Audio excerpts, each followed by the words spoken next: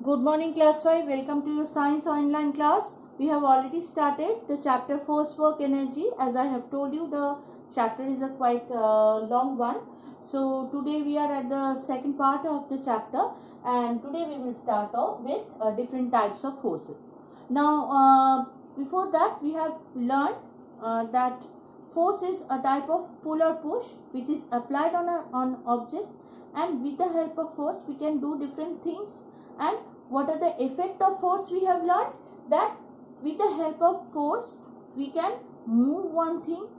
With the help of force we can stop an object, means if it is with a speed we can stop it, and we can change the direction of an object with the help of force, and finally we can change the shape of an object with the force. Now many different characteristics you can apply. Force can release certain energy that slowly when you will grow up in different classes, in upper higher classes, then you are going to learn. Today we are going to start with different types of force. Now in this chapter, in this part of the chapter, we are going to read about muscular force, gravitational force, frictional force, elastic force and mechanical force. Let's start with page 80. Muscular force. When you push or pull an object, you use your muscles to apply force. This force is called muscular force. So when you are putting pressure on something, you are using your muscles to pull it. Suppose a bucket full of water you want to lift.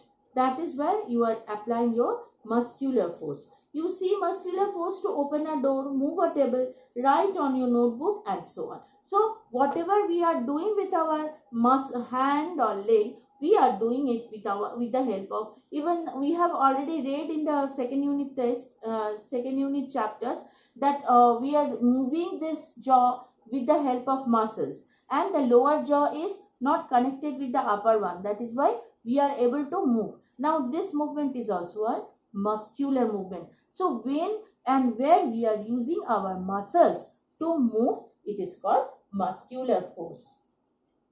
Next is gravitational force. Gravity means we know it's an attraction towards the ground.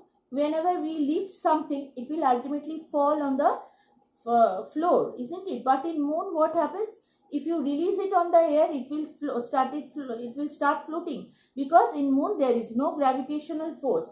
And why everything is falling on the surface of the land? Because everything is having in our earth there is gravitational force. Every object in the universe attracts the object near it. The force of attraction is called gravitational force. It depends on the size of an object. Now it depends, suppose a big ball and a small ball, what will be the difference between them?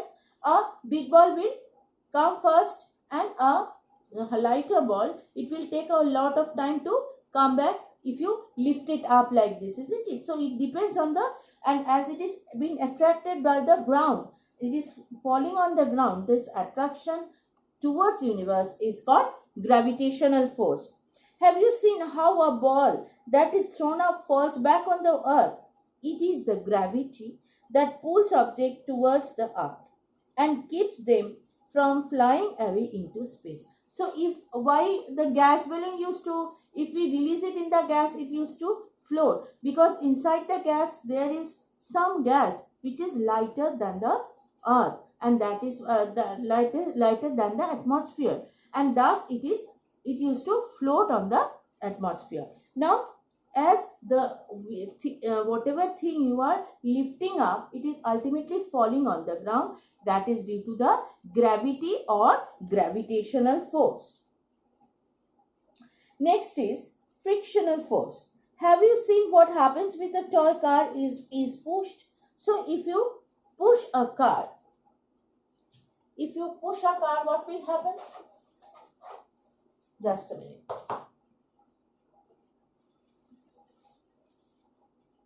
Suppose a car is here,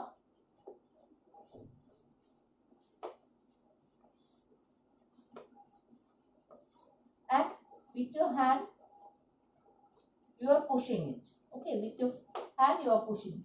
So it will proceed isn't it? But on the floor, suppose it is a very plain floor, it's a marble floor, then what will happen? The way is very smooth, but if it is filled up with rocks and everything and dust and grass, so there will be obstruction, isn't it? Now see what it is telling. The car stops after some time. This is called friction. So why it is stopping? Due to the friction with the ground, with the wheel. It acts in the direction opposite to the direction of movement and stop the cars after some time. See, when I am pushing it with my hand, it is going in front, it is moving in front, but another force is there which is trying to stop the car from the opposite side, and that opposite force which is coming is called friction or frictional force. Smooth surface causes less friction through than rough surface. So as I have told you, if the ground is smooth like marble, what we have in our home, so if you push a car, it will run fast and it will proceed more. But in case the surface is very rough, then the movement of the car will be slowed down, it will be reduced, isn't it? And after going a little bit, it will stop due to the friction. Friction is very important in daily life. It needs for you to work on any surface. You need frictions for breakers to work in your bicycle. Without friction, anything that is moving will never stop by itself. See how dangerous it is, isn't it? Now, if you move a car and if you move the something and if it will never stop, then it will be a very riskier one. When you are pushing it, if it will not get any type of friction or obstructions, otherwise it will not stop, it will proceed. So the surface on which the movement is going on, it should be with some obstruction.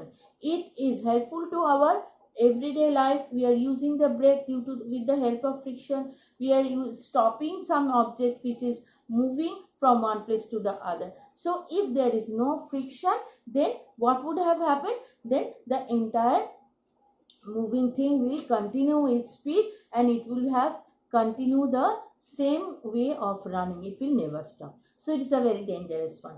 Next day we are going to read the remaining part of the chapter, remaining types, that is elastic and mechanical forces, and then we will go to machine. Thank you so much.